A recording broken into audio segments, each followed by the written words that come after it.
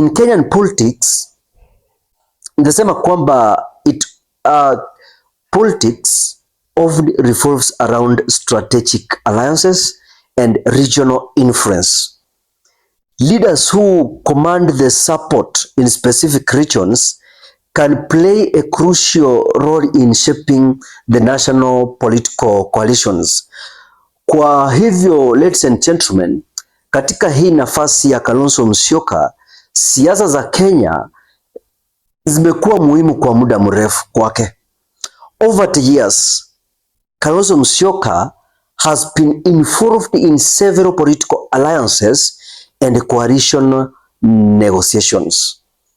His experience in coalition politics, it means that his political decisions, it often attracts the national attention. Katika siasa za Kenya, viongozi wenye uzoefu wa miungano ya kisiasa huwa na ushawishi mkubwa sana wakati wa mazungumzo ya kisiasa. Ndio maana kila wakati tunaona viongozi wakisema kwamba Kalonzo will join our team. Kalonzo ataruka ile side ako na aweze kujiunga na the winning team. The observers note that the current political environment is gradually becoming more active as leaders prepare for the future contests.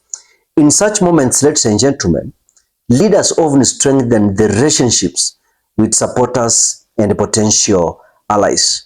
Nitaweza sema kwa lugha rahisi ndio kila mtu aweze kujua kwamba hatua za sasa zinaweza kuwa sehemu ya maandalizi ya kisiasa ya siku ambazo zinakuja.